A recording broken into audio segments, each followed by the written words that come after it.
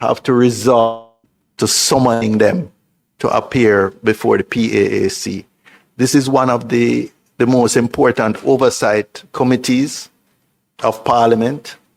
And I would remind them that in our Westminster system, the Parliament is part of the government. There are three branches of government. There's the executive, the legislature, and the judiciary. And they shouldn't think that this branch of government can just be ignored, because we have very important oversight responsibilities. And this committee, particularly when it comes to the expenditure of funds, and JPS, as was highlighted in our work on the supplementary estimates last week and yesterday at the Standing Finance Committee, is a major beneficiary of a huge $24 billion loan funded by taxpayers. And our taxpayers deserve an opportunity to hear from the JPS directly, not just in a way where they can do a PR media kind of appearance, but where they can be interrogated by the elected representatives of the people who are on this committee. So hopefully a word to the wise is sufficient. I was in touch with their manager of government relations and expressed my disappointment that for a second week in a row they were not attending. And I gave them the opportunity to tell us when they would be available in January when we recommence. They suggested January the 28th, which was sort of the final Wednesday in January. I don't know if members are minded to accept that, or we would want to insist on an earlier date. Let me pause at this time and canvass the committee members. Mr. Newell? Chairman, based on the level of interest from my constituency, where we're one of the least affected constituencies, but I'm still getting calls daily from people who want to know when they can expect that their electricity will be restored. I think the 28th of January is a long time to wait to have that conversation. So my vote is in favor of an earlier date. All right, I think the 14th is a Wednesday. We'll give it, not say the first Wednesday in January, because people will still be getting over the Christmas holidays and so on. So we will invite them for the 14th. Just to complete on this issue, this has implications beyond just Hurricane Melissa recovery. We're talking about, well, the minister stated that the government may have to take over if they can't come to some negotiated agreement. And we don't want to take over a transmission and distribution system that is going to be in a commercial death spiral, because that means that it's the taxpayers of this country, not just the ratepayers, but all taxpayers, who would then have to be subsidizing this takeover, repurchase, and operation going forward. So to my mind, this is a critical policy issue. It is a critical fiscal issue, and certainly it is one that is deserving of the scrutiny and attention and deliberations of the Public Administration and Appropriations Committee. So Clark, the committee has directed that you invite the JPS for Wednesday the 14th, and that you will make arrangements for our committee to have the chamber for that day. Yes, already done. Yes, Mr. Clark. Is it that you are taking it on as a chairman? No, I asked the committee. No, you asked one person. Okay, do you have an alternative suggestion? I thought you said you were going to canvass the committee, so I was waiting. Sorry. But I didn't see your mic. You had pressed the mic. So I apologize for that. But I still would want to go with the 28th that they're giving us because they come in here on the 14th. We may very well have all the questions in the world to ask them, but they don't have the answer to give. So today being the 10th? Today being the 10th, we're giving them over a month further, and this is after we started 2 weeks ago, two invitations ago. I heard earlier one of the members mention the name mathematician. So check it. The name what? Mathematician. No, but I still would want to go with the all right. 20. So you are suggesting that we go with their 28th. Other members, Mr. Newell suggests, Ms. Birchall. That Jamaica is waiting for some answers from the JPS. We saw yesterday very well in the House when we retired for the Standing Finance Committee that the Minister of Finance could not answer many questions on behalf of the Jamaica Public Service. Since last week, I've gotten a number of questions from constituents, from Jamaicans generally, that only the JPS at this point can respond to. If we push it further in January, we risk the people getting very upset with us for not holding them accountable. We need some answers at the 10th. If they need more time, then they can come back the next week and the following week. But the 10th is time enough. The 14th is time enough for the people to get answers from JPS. Mr. Forgive me at my age. I'm getting accustomed to names. Yes, sir. I'm recommending the 28th as well. Okay. All right. So we seem to have 2 dates, the 14th and the 20th. Mr. Hines. Yeah, morning, Mr. Chairman.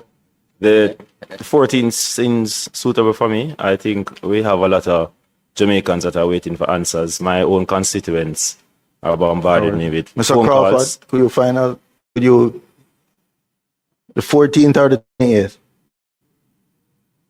Could you just turn on your mic so that it can be recorded for the 14th, I vote 14th.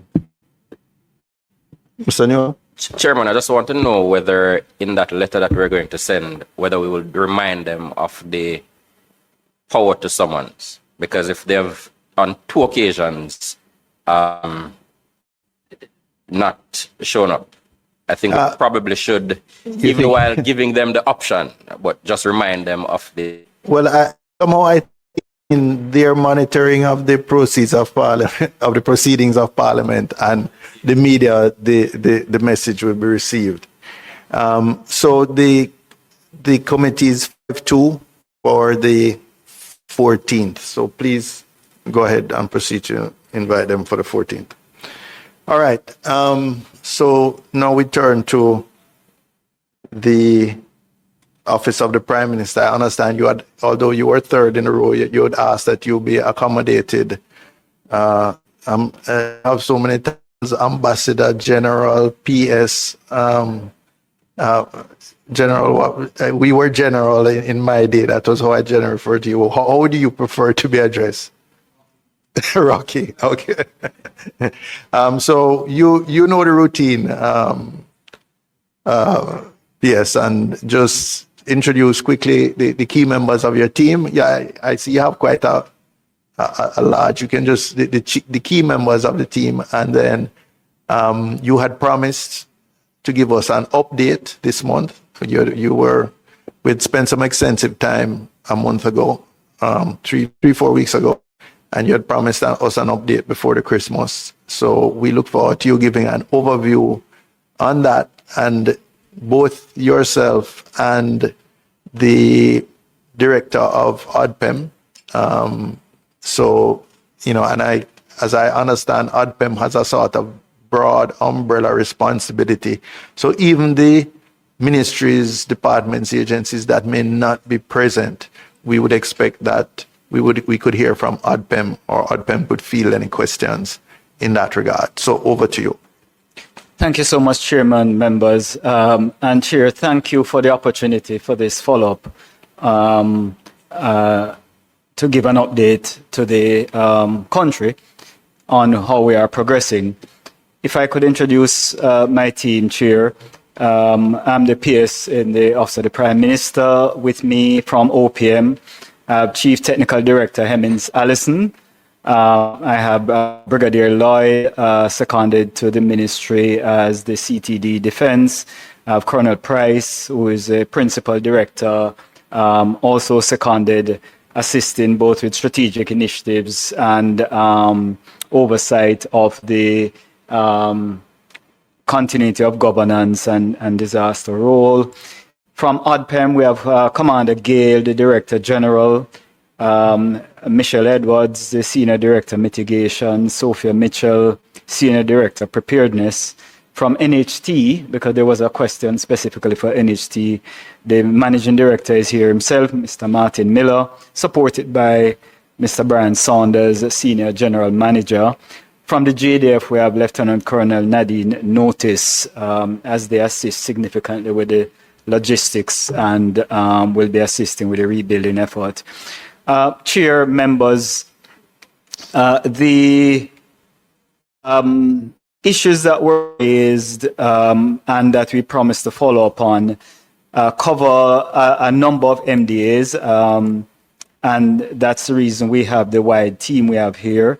I should note that the MLSS, although there are questions relevant to them, they were not advised of the meeting, and and PS had a press conference this morning, so she asked that if she could be excused on this occasion, but would be prepared to appear at your next convenience to address the questions. As you said, Chair, the ODPEM has some sense of what other MDAs are doing and probably can give some indication, but we'd certainly want to allow the PS for the ministry to have the opportunity to go into the more intricate details, if you would allow that opportunity when PS Jennings is available. We are at a stage now, Chair, where we are looking hopefully definitively before the new year to pivot the way the effort is going. So as I would have mentioned the last time, we necessarily needed to use quick emergency type procedures to get relief to the country, heavily focused on food, because of course if people are hungry, they'll be less concerned about getting wet.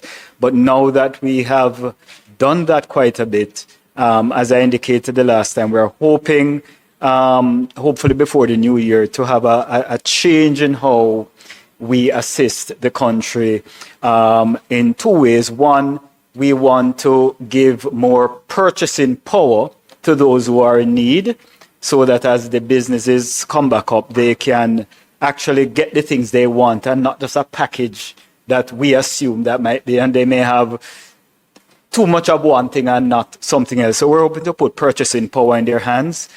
The details of that is being worked out by the MLSS. So they are looking at what I will loosely call a voucher system, but it doesn't necessarily mean a piece of paper that has the word voucher on it.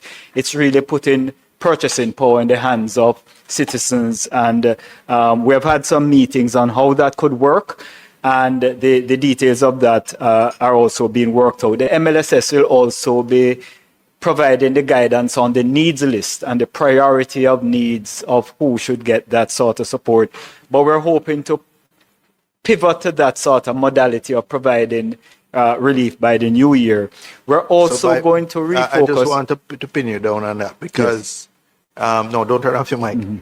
The last time we heard about this broad voucher system, but again, I think it was about 2 weeks ago, the Prime Minister made a statement to Parliament on it. And it was in his text, there was a mention of the voucher system. But he also spoke it could be a digital kind of card or something like that.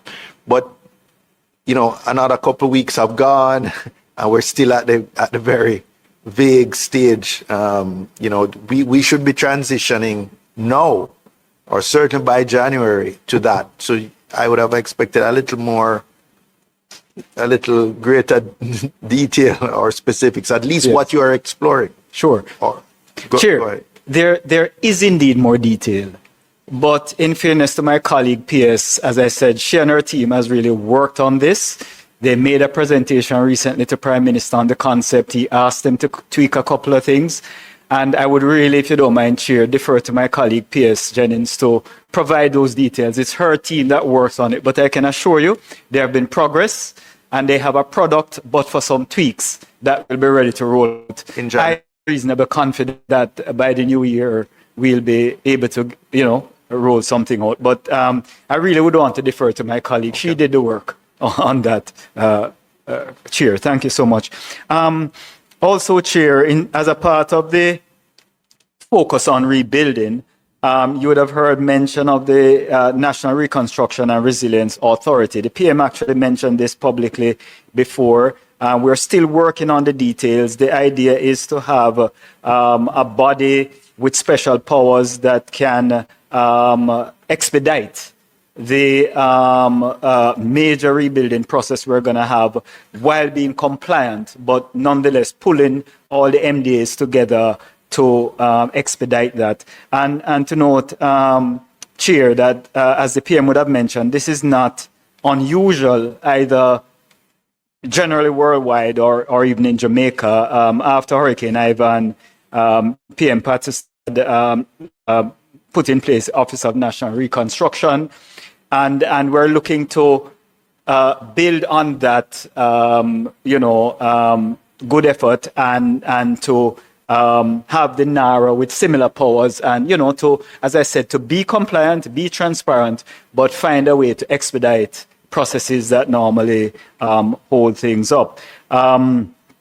The NHT has a significant role, and the chairman, when you allow, Mr. Chairman, the managing director will speak to his specific role. There is a concern about how much funds are being dedicated to the rebuilding process. There is some monies put in the supplementary budget, but in addition to that, and the Director General might elaborate when I hand over to him, approval has been given for the Support Jamaica funds, which is really getting close to $1 billion now, to be dedicated to roof repairs primarily and other initial part of the reconstruction effort. So those will be additional funds to what was put in the supplementary. There was also a question, Chair, which I'll address about the role of the members of Parliament. I'd like to say with that, Chair, that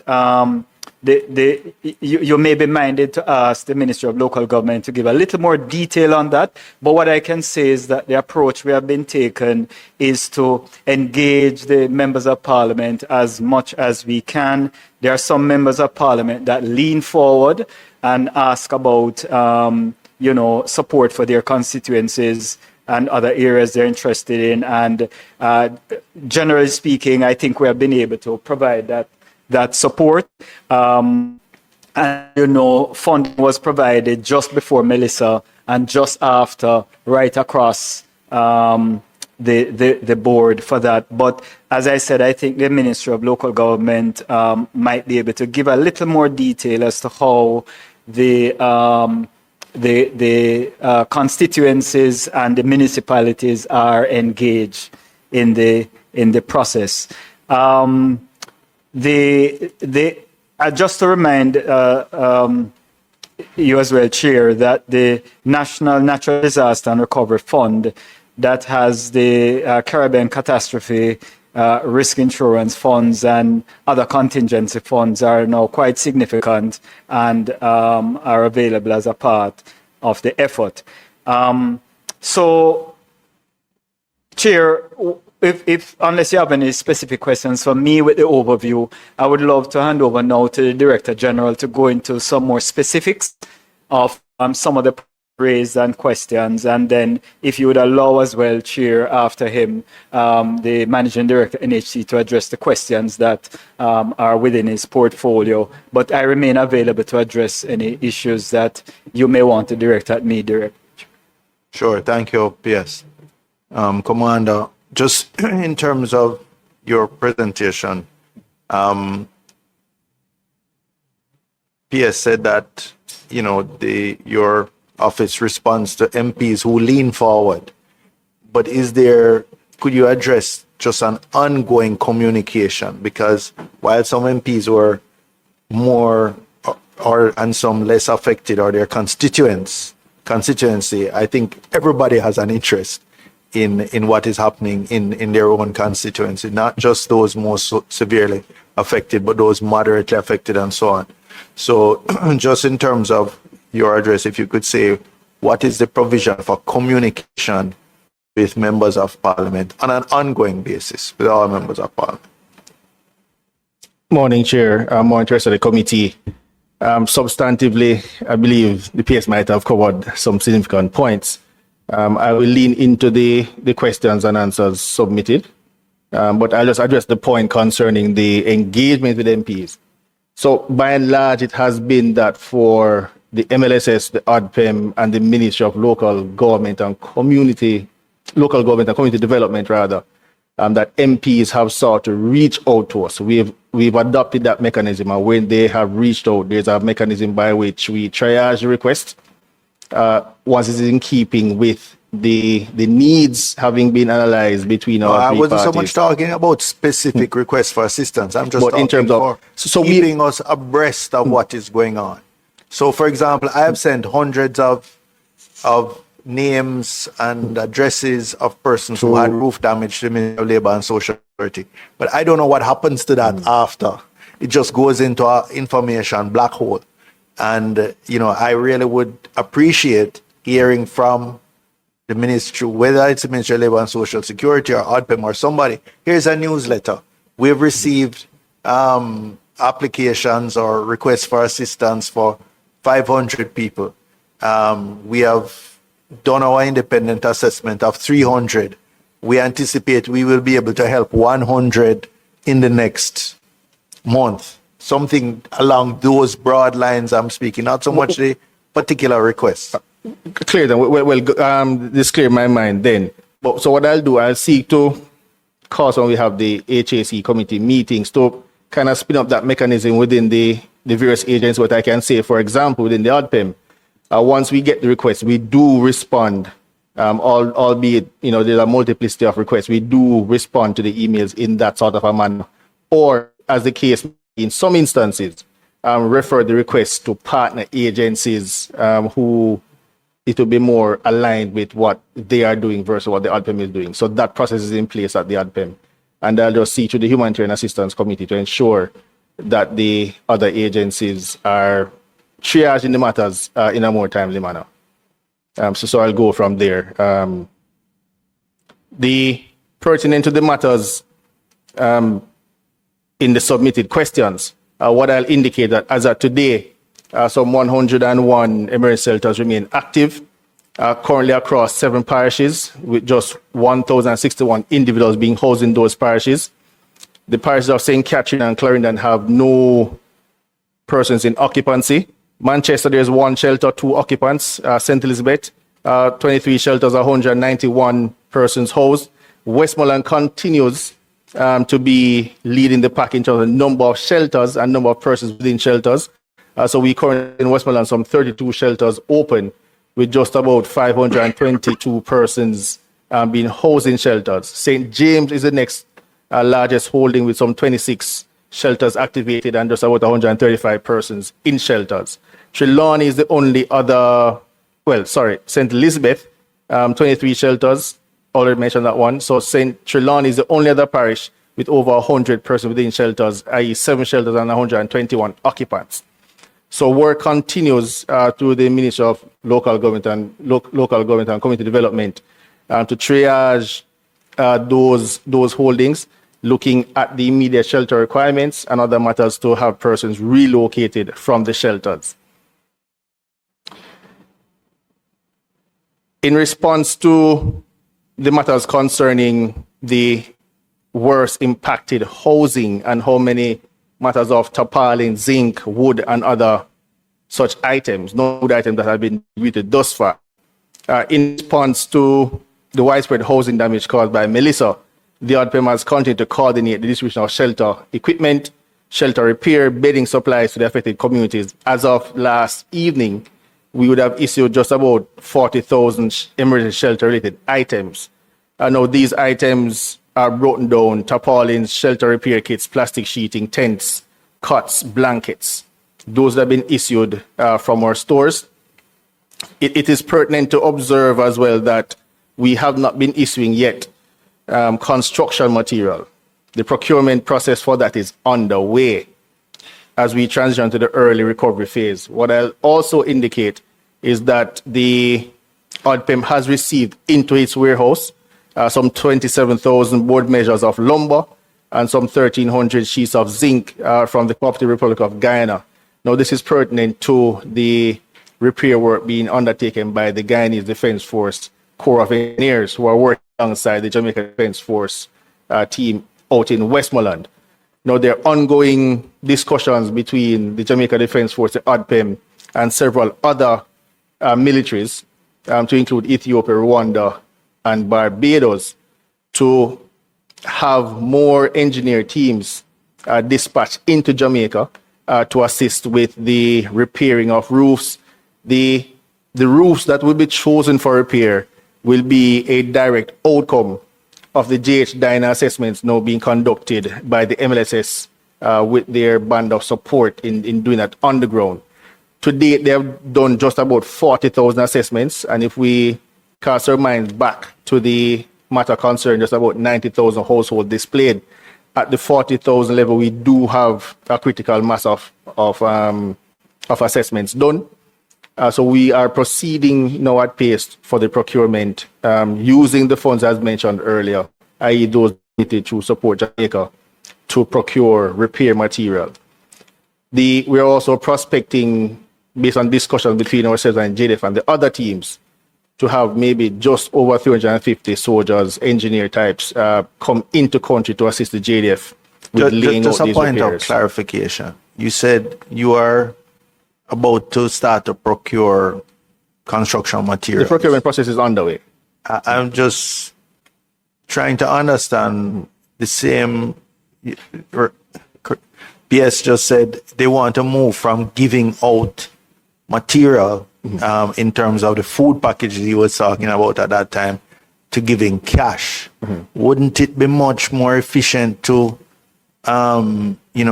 give cash or give a credit at a hardware, a local hardware? This would be putting back some, contributing to the economic activity in the community. There just seems to be a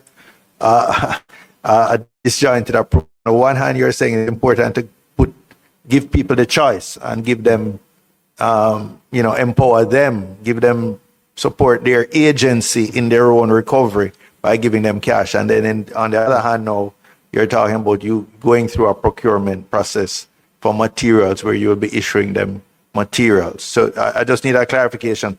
Is that material solely for what the JDF and the other military engineering units will be putting up, or is that material for general distribution? No, so this is solely to cause the work of the JDF and the other teams to get underway. Okay. And this is also tied into the assessments being done out of the MLSS.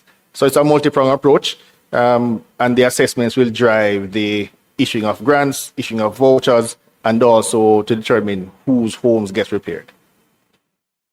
So that's where we are with that part. I know that question. I just wanted that clarification because it seemed at first a bit inconsistent.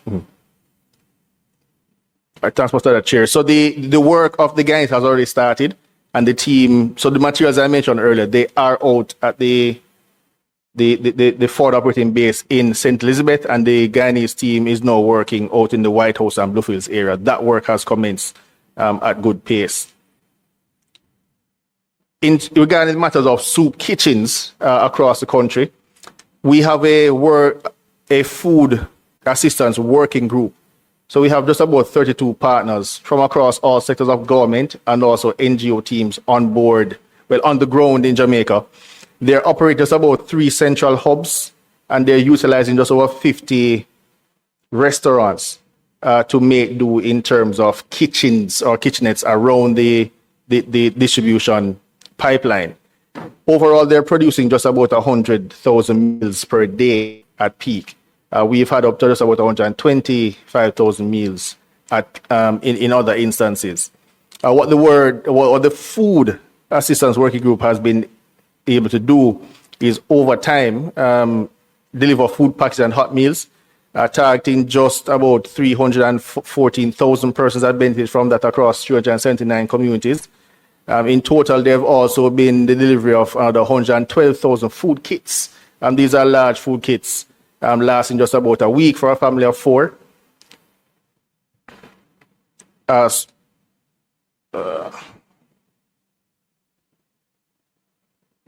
me just get back to the documentation here.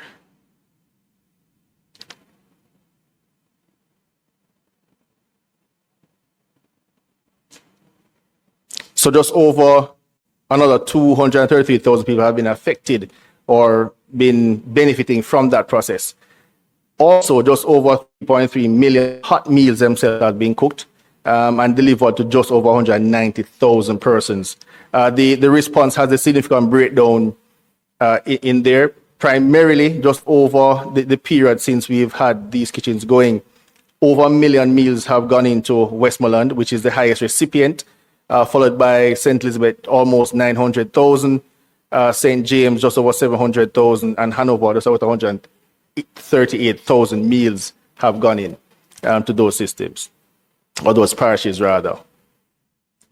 In terms of care packages that have been delivered to the GOJ system, just over 340,000 care packages have been delivered to date, primarily to the ODPEM, just about 99,000, and the remainder is about 242 plus thousand delivered by the JDF and MLSS. The JDF, they're supporting the MLSS in their last mile deliveries. The JDF has also been robust supporting the ODPEM delivery in the same breath.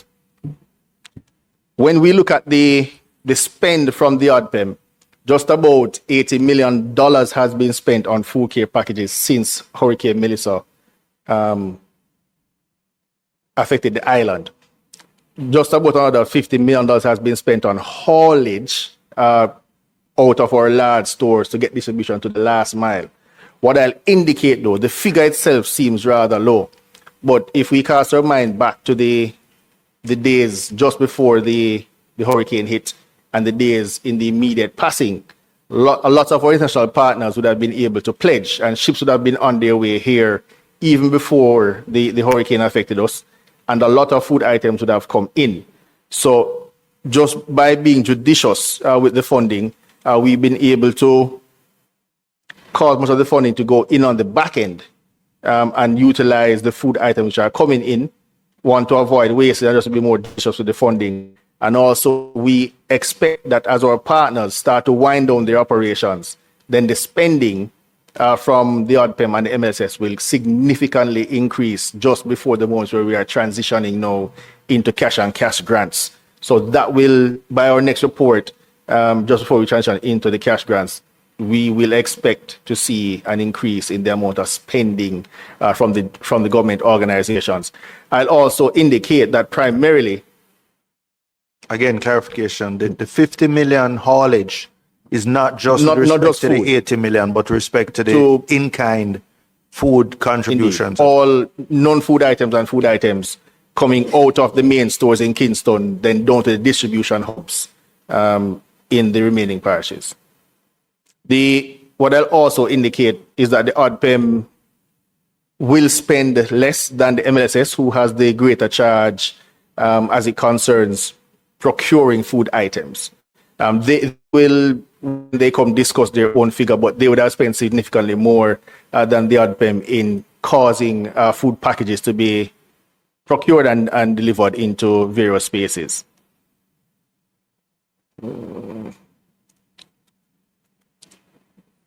And I'll leave the comments there for now, Chair, pending your questions. All right, thank you, Commander. I believe you said the NHT. Yes, just a summary, and then we'll ask the questions. Good morning, Chairman. Good morning, committee members. The question was asked, how many applications for grants we received. To date, we would have received 667. Just point the mic more directly at your, yes. Right. Yes, sorry. So to date, we would have received 667. Now, the grants are slow coming in. So what we have done is that we have split into several teams and they are out there in the community. So we expect that we will see a significant increase over the next week or so. The other question was how many loans were applied for. Most of the customers that we're seeing, their indication is that they have no interest in the loan.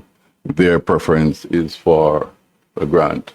So we would have received 7 applications for loans, which we are processing.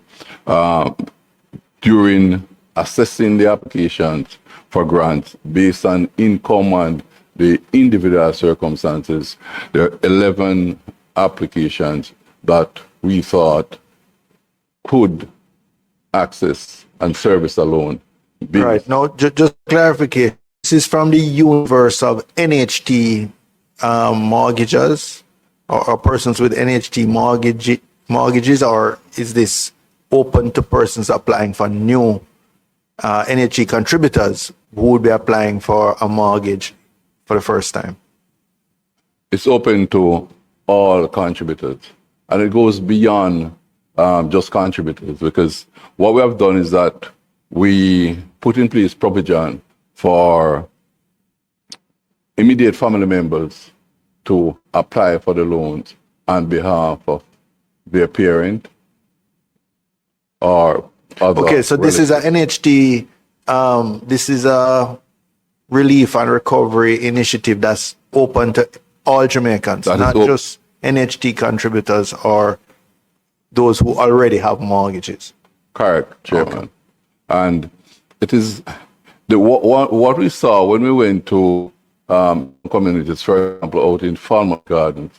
One of the complaints that we lost our roof during burial, so we want to change from a timber arrangement to a slab arrangement. So this loan is also available for that purpose. You also have cases where these persons would not have had any insurance coverage, and therefore the loan is available to those persons. Again, the grant is also available because you will appreciate that not everyone can service a loan.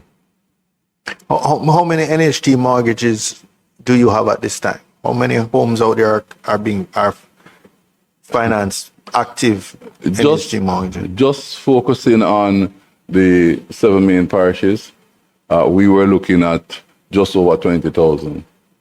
But the structure of the portfolio is what we have a combination of scheme development, open market, build and own land, and those tend to be scattered right across the parishes. So it's a little bit more challenging to track those, whereas we can go into a scheme and we spend a day or two in the scheme and just focus on those. That's the NHT scheme. That's the NHT scheme, or not just NHT scheme, but government development or developments that we would have partnered with other entities. Okay. So those numbers seem a bit small to me, but I imagine that the NHT requires all the customers who have mortgages to insure.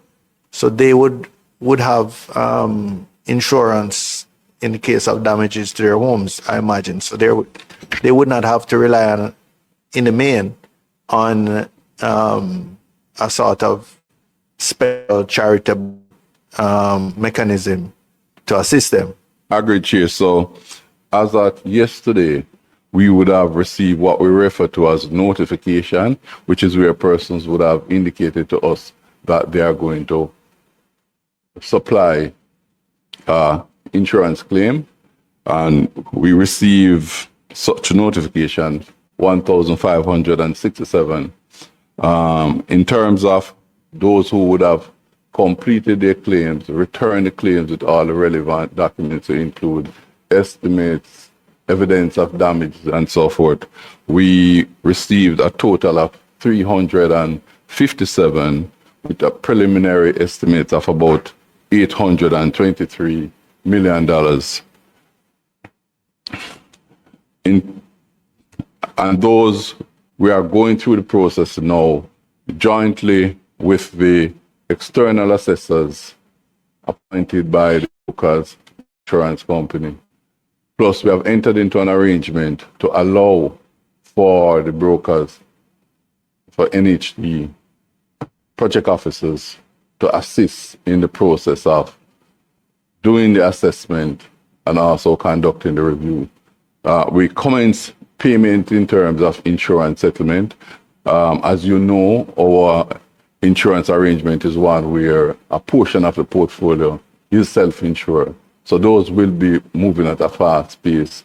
So far, I know that we would have submitted a few for payment in finance, and we expect that by the next 2 weeks or so, we will see a large portion of the 357 coming through. Just say a little bit more about that self-insurance fund that NHT operates. What's the size of it? What percentage of your mortgages are covered by that? Right.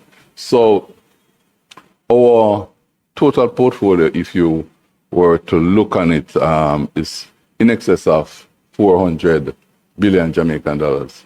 Now, the approach that we've used is to look at areas where we have high concentration. So St. Catherine, Portmore, Kingston, and St. Andrew, we tend to have close to 70% of the portfolio. Out in Clarendon, that is increasing. But then again, the mix in Clarendon is a little bit different in terms of housing type, structure, and so forth. The insurance arrangement is that for the first 40 million US dollars, that risk is carried by NHD.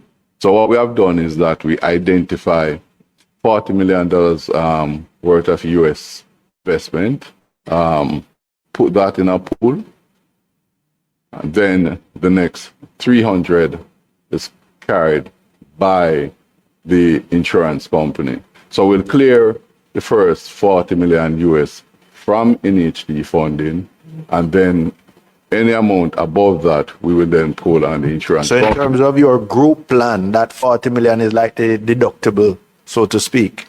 If you were to, if it was analogous to an individual, they usually have a deductible that the first $1 million or $500,000 or whatever loss is borne by the insured. It's borne by then NHD. above that, it's Then above that is Okay. the insurance company. That is not to say that there isn't further deductible for the customer.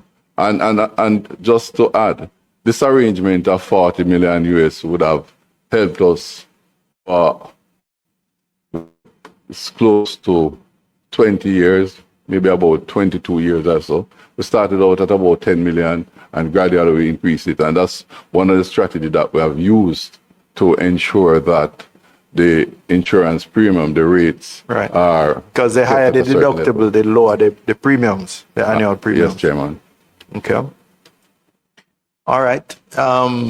If there's nothing else that you want to, then I will now invite questions generally. I have one question which I will lead off with, but I ask members to indicate their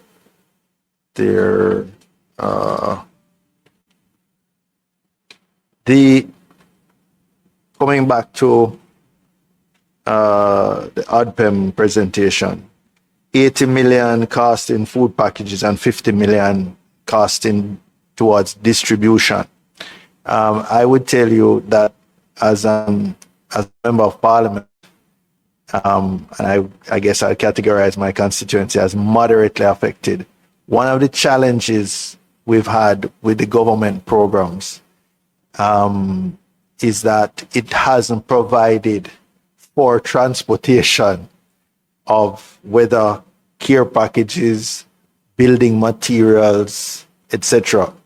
And I've tried to explain to the Ministry of Housing that when you say there's a grant for 100,000 to somebody, and let us say it is at a hardware in Mandeville, and the person, the beneficiary, lives in Plowden, so that 100,000, well, a portion of it goes to GCT right away, so that reduces it to, 80-something thousand. And then the transportation of the building materials could be $30,000. So further reduces the value, the realizable value. And by the way, they can't use, there's no provision for transportation, even within that, say, $100,000 grant. And I think, we really need to look at that. Because if just the government's own experience, and I can tell you, I'm sure every MP here, sometimes the cost, people contribute free goods, and the cost of, they tell you it's free in Kingston, but then to transport it to Manchester or St. James or Westmoreland, sometimes is more, it can be even more than the value of the goods. So that's one of the challenges, and I don't think the government has fully appreciated, or let me say some agencies or departments of government has fully appreciated that just material by itself or goods by itself without a means to distribute, as you say, that last mile, is very challenging, and I think we need to take it into our policy formulations, and transportation one, even the field work required. I've had teams in the field doing the geotagging, I think it was called, days and days, over wide areas, and somebody has to finance that. You have staff, you have vehicles to transport them, etc., and all of that now is left to the MP to provide that. So I think we need to, I would just commend that to the policymakers to consider. I had earlier seen Mr. Clark. His mic went off, but in fairness, I think he was the original first one to have turned on his mic. And then Mr. Newell and Mr. Hines, and then Mr. Crawford.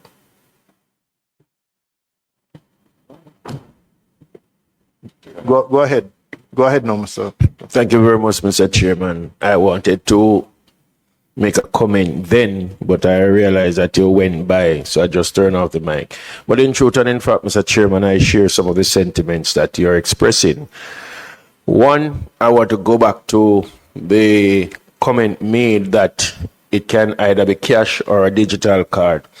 At this time, Mr. Chairman, I would encourage us as best as possible, the government, not to go down the road of cash to the recipient, because, Mr. Chairman, that money at this time, even though it is slated to do repairs, I can tell you it will use as something else, and it will come right back at the feet of you as an MP and me as an MP, provide for the same thing that they would have gotten the money for. So I would suggest that they look at going, whether they are going to find a small hardware within the communities, and make the funds available to them and it distributed to the people.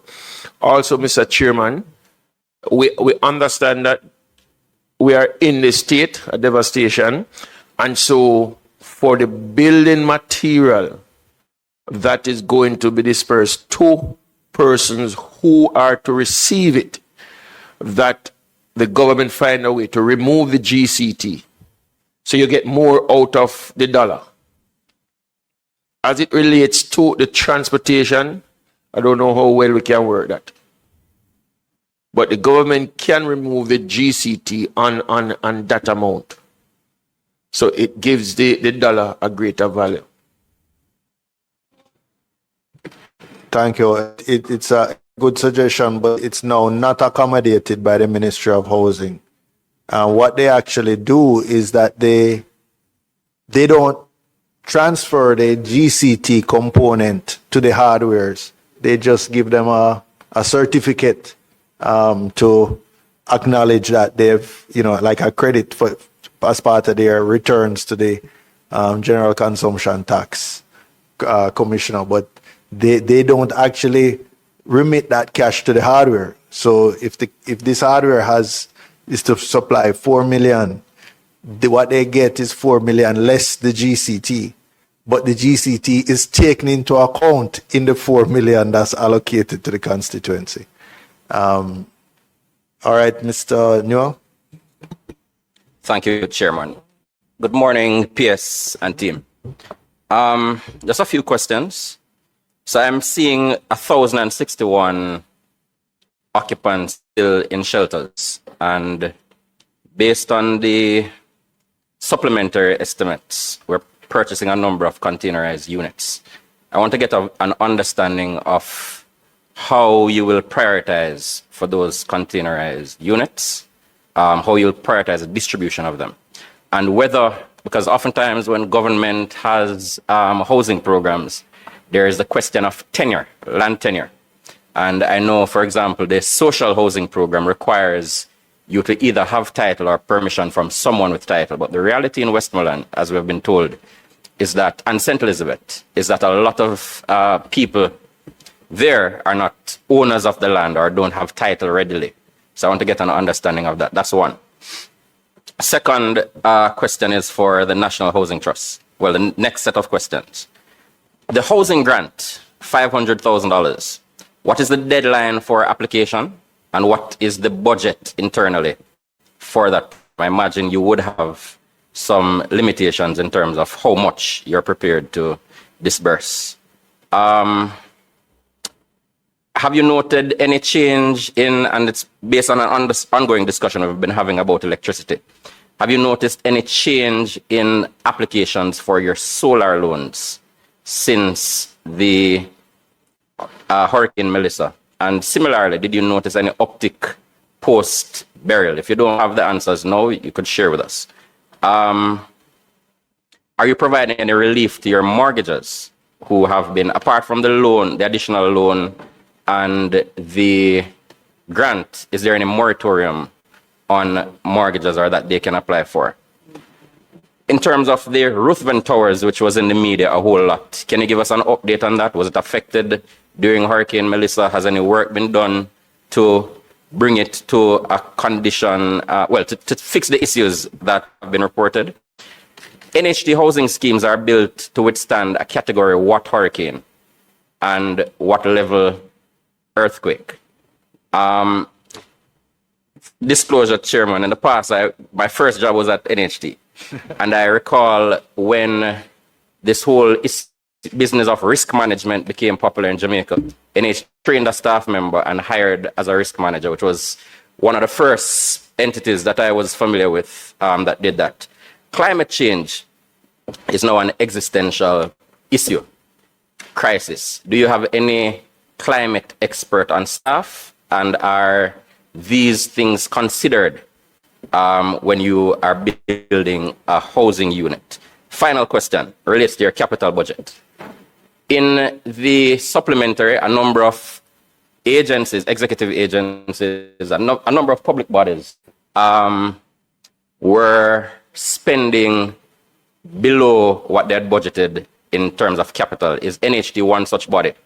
And if it is, what are the steps NHT is putting in place to, because even though my senior will tell me, speak to my constituency, I have the housing demand survey, the NHT housing demand survey for St. Mary. I suspect I can speak for the parish. And it says the demand for housing is over 2,000 units, but I'm not able to recall when outside of Nashville, I think Nashville may have been the last development which was a dent in terms of the demand for housing in the parish. So the capital budget, there being an underspend in the capital budget, I want to know what steps are being put in place to have that rectified. Thank you. PS, you want to address it? Thank you, Chair. I just want to comment on the first question, if I may, member, and then I hand over to NHT. So with respect to how prioritization will be done for the rapid construction units specifically and other aspects of the rebuilding process, MLSS was specifically asked to lead the assessment and then based on their experience in that area to make recommendations. Certainly, their interest as far as I'm aware that they would want to look at the most vulnerable, most vulnerable and badly affected. So you're probably talking about the elderly, disabled, the people that they would normally be concerned about who are also affected. But again, I would ask if you could allow my colleague PS to give details of that when you have a chance to speak with her. I also know, but there was also an element about the shelters, and ODPEM is managing the shelters, as I understand it. Is ODPEM managing the shelters? I just want to confirm. I'm sorry. Well, there's some caution oversight here, but squarely no, it is rests with the local government. So immediately before the storm, it's ODPEM, and Indeed. then afterwards it's handed over to the local government. Okay. Indeed, Chair. So I guess what I understood, part of what I understood Mr. Newell to be asking is, in order to get these 1,000 odd persons out of what is typically schools, to allow schools, if there would be some prioritization of those persons in the access to these new. Just a related point, Chair, is the issue of land tenure. Because, because if if it you is don't that have the land- if it is that the mobility of housing in Westmoreland is caused by no tenure, then it would stand to argue that people who have been badly affected and have nowhere to go may not have ownership of land. So if tenure continues to be a part of the requirement, then I want to know how we will ensure that they are able to benefit from. Well, I don't know if it's ownership only, but it's some security Yes. of tenure. So back to you. Yes. Thank you so much. This is an issue that is being considered because one of the things we have to look at for the rebuilding is where you have had significant devastation is whether you encourage rebuilding in those same vulnerable areas or whether the government looks at land that it has control over and seek to encourage relocation. So those are some issues still being worked on. But as we hand over to NHT, maybe the MD... But before you hand over to NHT, yes, I just want to be clear because these units are expected to arrive in either January or February, depending on which of the week, the projections. They're projected to arrive that quickly. So we don't have a lot of time to take a look at this. So you're saying there is not yet concrete policy decision in terms of how they will be treated with. So, Chair, member, I think we have a legal obligation to ensure that we're not encouraging citizens to be on land for which they have no rights. We could be subject to lawsuits, etc., if there is some evidence that the land actually belongs to someone else. So, as much as we would like to just facilitate persons based on their word, we do have a legal obligation for some due diligence. So I would say where the question of tenure is not, where there's no question, I think we could expedite this question, then at other ways to facilitate. And that's why I'm saying that we're not averse to looking at a possibility, especially where relocation should be encouraged. That the government, with the support of the NHT, for example, would look at land that the government has positive control over and seek encourage. For example, we might say to a citizen, you have total destruction. We're going to give you a unit, but we're going to place the unit on this piece of land.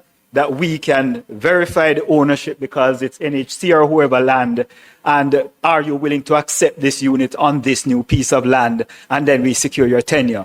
It may be irresponsible, member, if you'd agree with me, if we have doubts about the ownership of the land, and just on the word of an affected citizen, we go and place something there. I don't know that legally we would stand on good so ground. let us be clear.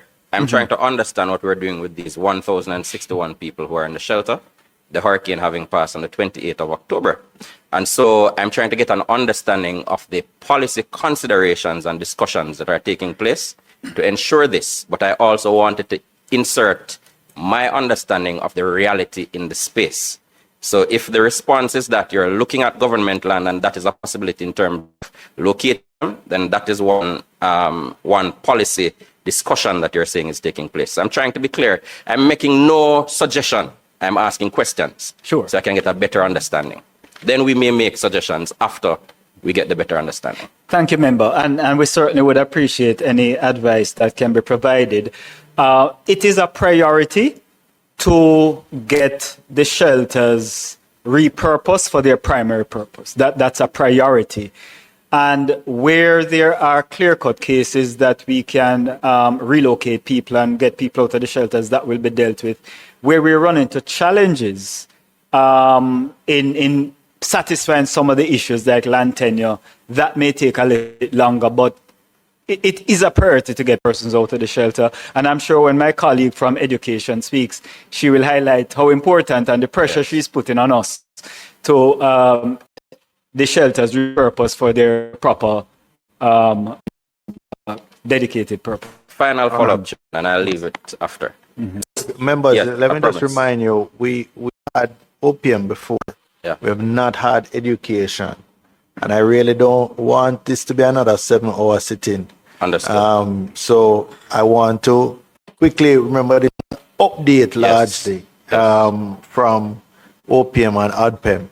I would like to leave substantial time for education, and I don't plan to go beyond lunch. Which is 1 o'clock. So I won't be long, please- Chairman. Eh? Just it's a quick follow-up. So it's just I'm asking you to be economic with the number of questions and also the length of the question. In terms of your future updates space, when do you think you will be able to tell us what the plan is, the concrete plan for this 1,061? Hopefully by then it will be a much reduced number. Thank you. All right. So We will get back. Thank you. Mr. Miller, could you put up? No, you have to press for a request on your mic. Just as you respond to Mr. Newell's questions, I just put a rider that you mentioned about converting zinc and lumber to decked roof. As I can't sit here as a trained engineer and not warn about you might be solving one problem and creating another one, because most zinc and lumber roof houses do not have the walls needed to bear the additional load. So you might be making them stronger for hurricane and making them more vulnerable to earthquake. So please ensure that that's the first instinct I hear from a lot of my constituents, especially ones who are on the second round of loss of zinc roof. But a house that was not constructed or designed to be additional of a deck roof or slab, you're putting them at serious risk in terms of earthquake. But go ahead. All right. And thanks to the chairman. And let me assure you that a part of our assessment will include us satisfying ourselves that we have taken. That the structure can bear that additional load or that additional stiffness are put in, etc. Yes, that'll be a part of it. So I may have missed some of the questions, and I rely on my colleague here to assist. But I'll start out with the deadline as it relates to the grants. And we are looking at by January 31st, but that is not to say that we are not prepared to extend. We have a deadline for applications for insurance. What we tend to do is to look at that point, because some of these things are set based on policy, and then we ask for an extension depending on what the realities are. The expenditure in the first place, we are looking at about $1.2 billion. Again, Sorry, can you repeat or speak? $1.2 billion. $1.2 billion, and that's for the grant. Again, we will review as we go along because we are operating within our policy. We have a policy that allows us to spend up to 40% of our after-tax surplus on grants and subsidies. So we tend to operate within that number, but make adjustments so that in the event something else should pop up, there's room to treat with it. As it relates to the solar loans, certainly after Hurricane Beryl, we saw a significant increase. And after that, we made some adjustment to increase the amount. Prior to Hurricane Melissa, the number of applications continue on that path where more persons were coming in to apply, and the fact that you could join and access up to 5 million. It made it even more Access attractive. up to 5 million for the solar. For the solar, you could join, 2 persons could join. So as Okay. an individual, you're 2.5. 2.5, yes. But for the average home, 2.5 would be more than sufficient because the costs of those systems have been coming down significantly. I can tell you, I put in one in Mandeville since, and it was about, it was significantly below 2.5. So again, it ties back to the issues of the JPS. Are going to have more people migrating after the system. Now, if you recall, Beryl was much more. The impact of Beryl was a much smaller footprint. So if that triggered that jump in your applications, I anticipate that next year you'll have much more from Melissa. Or let me ask you, would that be a fair assumption? It is a fair assumption, Chair. Oh, okay. Right. As it relates to the moratorium, not just those mortgages were affected, but one of the first things that was done, that NHD offered 6 months moratorium to all mortgages in the 7 worst affected parishes. That is not to say that you must take it, because you'll appreciate that some customers would not have suffered any damage or damages. So, But those who apply will automatically we get it. automatically gets it right. We also place a hold on things such as some of the processes that we're going through to treat with recovery. So you're not going to foreclose on anyone during this period. No, and unless for us to do that, it would have to be an exception. It has to be a situation where the properties at private treaty on the market for the longest while, the owner shows absolutely no interest, would have given us a clear indication to proceed. But outside of those, the approach You is would that generally slow down where that that is. process, Yes, Chairman. the recovery, the recovery of your investment process. Yeah. Yeah, because we recognize that it could come across as insensitive. It would. It would come across if in the middle of this, you survive Melissa and then you turn the people out of the sound house and Right. creating more pressure on the system. So I think it is very appropriate to put a moratorium on many of those activities, especially in those areas I'm talking about, the hardest hit areas. Yes, Chairman. On the matter of Rutland Towers, we are happy to report that there were no flooding. There are still some outstanding matters that we are working through, but those are items such as the completion of the swimming pool and some areas which we are working through. We are going through the design and the procurement process for those. So we have not forgotten about that, and those will be treated with in the shortest possible time. If I've missed anything, capital budget, category hurricane and earthquake, you design and build in mind, and whether you have a climate change. Of course, that would only apply to the NHT schemes because the owner, the person who build on their own land or acquires a private home would not pay. So the question was, what NHT schemes are designed to withstand what category hurricane? Okay. And earthquake. And Yeah, what level? I turn over to technical. Member, the building code is what generally obtains in terms of determining the category to which you designed for. Currently, the building code allows for requires that you design for wind speeds 155 miles per hour, which is where a category 5 starts. But generally, the allowances in design by engineer allow for a tolerance that may see you exceeding 155. But the earthquake wise, it is also for a Cat 6, magnitude 6 earthquake. So the building code is really what determines the extent to what the design. Hold on. You said Cat 6. You mean on the Richter scale? Yes, magnitude 6, sorry. On the Richter scale. Right. Okay. So there's no.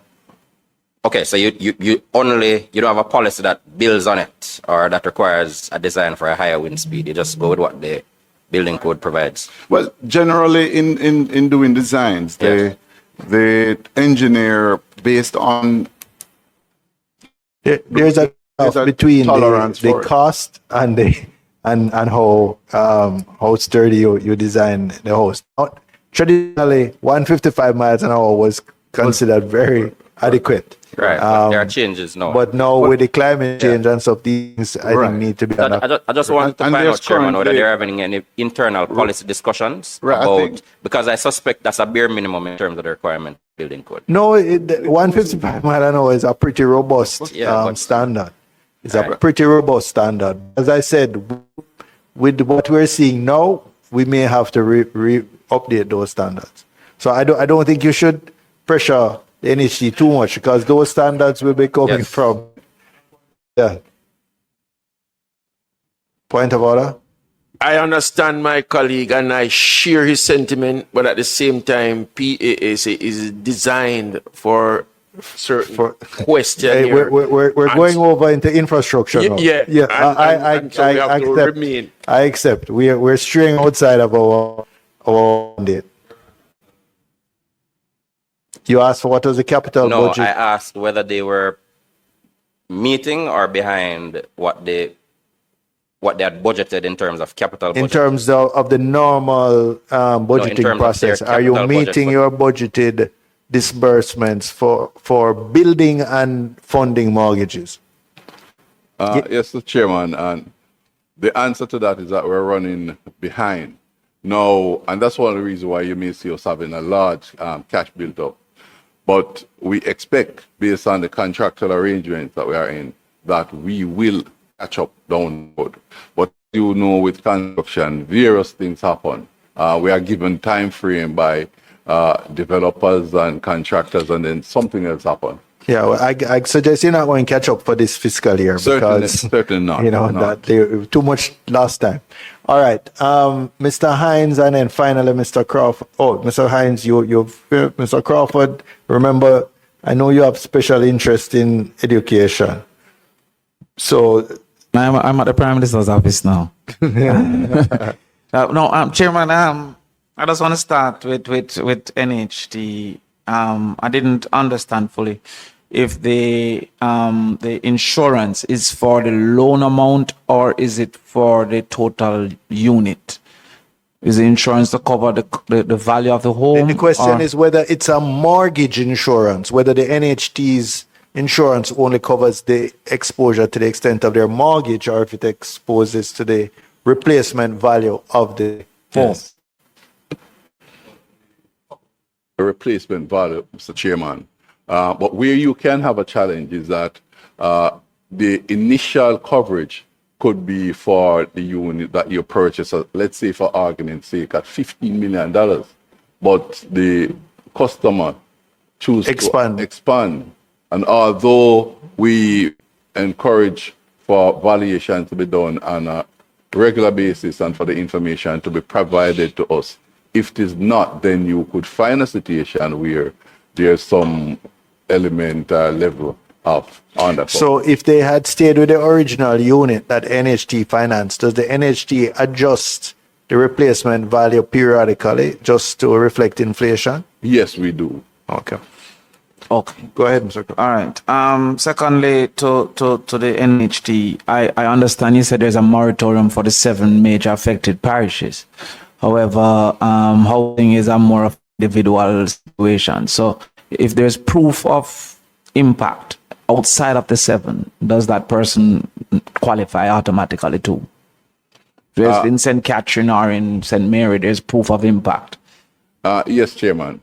Provision is there. It's just for that customer to indicate to the NHT and the moratorium. And they can access it. Yes. All right. Thank you. Thank you very much.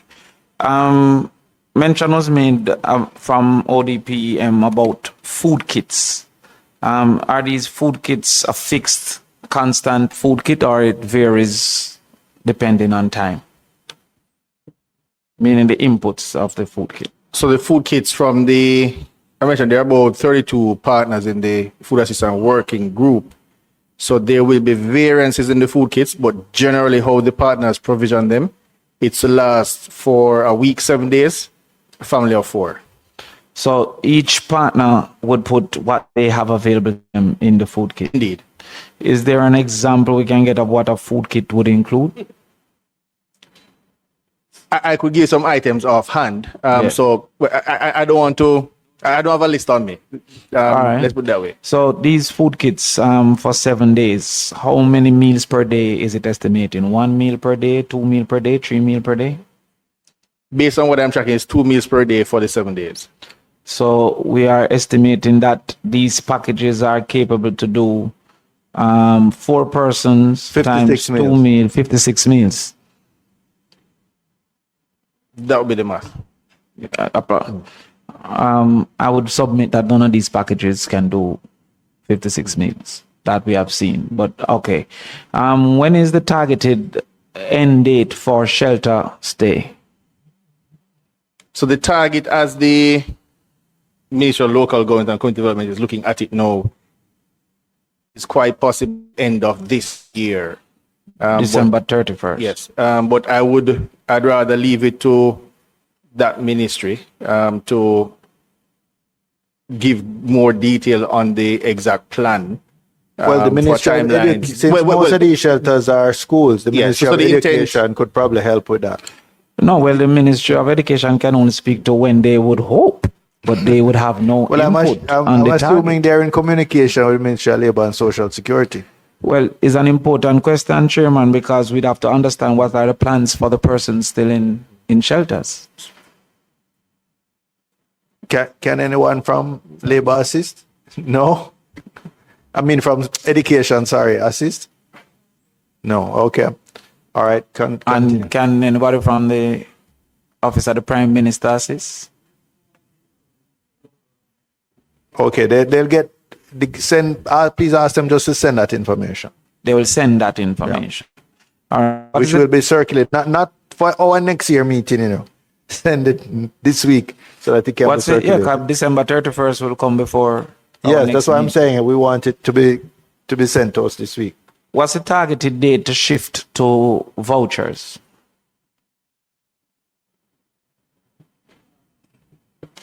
Yeah. Again, as I said before, Chair, from a policy directive, we're hoping to close us out by the end of the year, but I really would ask to defer to my colleague, So the Piers. PS had answered that already as January, but as that was his best understanding, but yeah, defer. All right. And approximately how many persons are still in need of food assistance?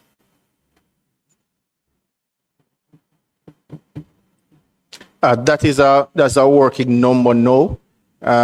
We're tracking just about 80,000 that would need constant replenishment. Those are numbers we're tracking. The numbers are going down on a daily basis. We, as well, access has opened up. Light is coming back into spaces. Persons have access to cash. Persons also have access to pipe water. So assistance level is dropping. The general rhetoric in alternative spaces now is that they do have enough food supply, but we are continuing to supply into the harder hit areas until we transition. So these are the persons most likely to benefit from the voucher system, these 80,000? Well, the prescriptive to the needs assessments, I would hazard that they are coming together in the same vein based on what I've been able to see. So these are the likely beneficiaries from the food vouchers. I presume there's a food voucher and a housing voucher that is different. Was that our understanding? Yes, it's the MLSS is doing the vouchers for the Prospectively, ongoing. cash grants and building grants would be a very separate thing in nature. What's the expected value that you're putting per voucher? What is your estimated value per voucher? I would, again, what I want to do is leave that work which is being done prescriptively now by the Ministry of Labour and Social Security. They're working those figures out based on what they're seeing on the ground through their assessments. Is there an overall budget for vouchers? Allocation for vouchers? Not within the OPM. All right. Have we established a fair way for partners? For example, shops, etc. Is there a method of selection for these voucher partners? In other words, where they could be surrendered, where the vouchers can be utilized. I think I understand the question, Chair. But again, I think you don't have it that prudent detail. to They cause won't for have MLSS the to answer detail for the voucher system That will come from... from MLSS. All right. So we will call MSS. Yeah, well, they were supposed to have come today, So but we got yeah. we will submit those questions. Right, but we will ask them to respond in writing since they weren't able to come. All right. Do we have information about the expected end dates for our NGO partners' participation? One entity has indicated a possible end date, and we are currently in discussions with the Humanitarian Assistance Committee to see how best we can fill the gap as that partner moves out. They have made submissions to remain longer, so we are awaiting the outcomes of those discussions to see if they will be leaving as they had indicated. All right, since I have the responsibility to manage the time, just final. I didn't see Ms. Birchall, but please go ahead. Me? Oh, Yeah. Thank you. I'll be quick. Command or PS, could you say what objective criteria were used to settle on a compound town being prioritized over other constituencies and areas, such as just on the border at South St. James, where Niagara Garlands, for example. Niagara Garlands, where we've experienced catastrophic housing loss. Given that the Accompong Maroons have indicated that they have the wherewithal to get the work done, but they require just the material, can you say why the government seems to be obsessed with still insisting on going into Accompong and not redirecting those well-needed resources to other constituencies that really need it? You mentioned St. James, for example, having well over 100 and odd. You see, I see Mr. Morris muscling up. He'll have an opportunity. I don't want to get into No. Garlands versus a compound. Exactly. This is really, this is. Come on. No. All right. All right. Chairman, with all due respect. No, please, Mr. Clark, I'm already on it as chairman. I recognize. I have recognized. Yes. Thank you, Mr. I've already Clark. recognized Thank you. it. Thank And you. as It's I not see- at all parochial. This is a national issue. This is a national issue. Oh. Names in that It is parochial. The chairman, the chairman, Realize that the MP for that area is stiffening up. Mr. Clark. yes, yes. Mr. Clark. No, Mr. please, Clark, we're please. managing the time. Mr. Clark, just We're give me a trying to chance. I manage the said I would time, deal with it. please. I said I would Please. deal with it. I sat here and Mr. Clark, all the mics are off. Could you just allow me to deal with this? Yes, I've been on the other side of it enough to study it. Members, please, we're on the last 5 minutes of OPM. I don't want us to get into an Akampang versus Garlands or Niagara kind of debate. So I'm going to rule that question out of order. Do you have any other questions that are not so parochial? And this was the final question. We're not taking anything from Akampang, Mr. Morris. I have you've been provoked into action. Please don't take the provocation. Just turn on mic. We're moving away from this. Thank you. What goes into the prioritization of one area versus another when you decide to deploy well-needed resources such as the JDF and the outside teams who are coming in to rebuild housing and stuff like that, especially when areas have insisted that they do not need the resources? Can All right, those I don't be think you sent need to add that over? right up. The second question is with respect to the distribution of resources. You mentioned that you've spent a lot in terms of haulage to get a lot of material from Kingston into warehouses. I'm aware of one, for example, in Montego Bay that I'm told is filled from ceiling to floor, but there is still a great demand for like mattress and stove and cots and tents. Who is the ultimate decision maker where those go? Because there's still a great demand on the ground. And who then is the ultimate leadership and decision making authority over this? Sometimes I have a great need and I'm directed over housing, I'm directed over local government, education. Is that NARA? And within NARA, is that there's you, no Commander? NARA today. There's no NARA yet, or will that be NARA? Who is the ultimate decision makers? All right, final answer in this section. Sure, thank you so much. If I may assist my colleague here. So,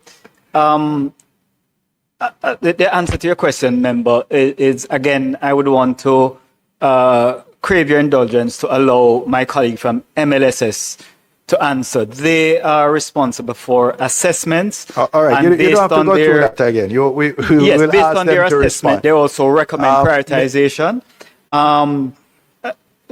Is that adequate? Yeah, that's adequate. I've never seen Mr. Morris so agitated.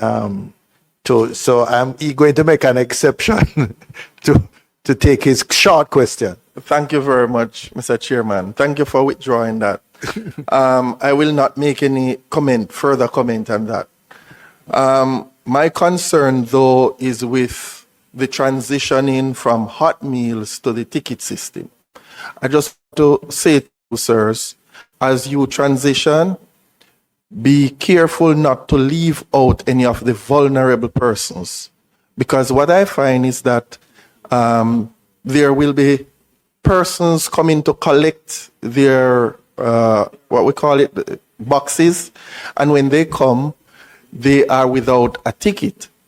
So what you find is that as the assessment is done, you find that there are persons in some little corners that were left behind, and then you find an old lady, an old man walking up to collect his box, and there's no box for him. So please be mindful. Thank you. All right, good. PS and team, thank you very much. It's been a spirited morning of questioning. Thank you for the information you've shared, and we would appreciate if you would relay to MLSS that there were none of specific questions that we'd appreciate if they could get back to the committee on. The committee clerk will follow up as well, but I would appreciate your urging them to give us a quick early response before we all go off on the Christmas holidays. Thank you.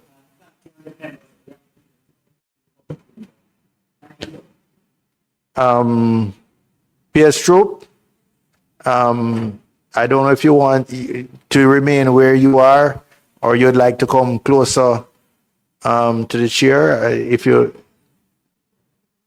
what which, all right, you're fine where you are. Okay. And that will help us move more quickly. So I think this is your first time attending this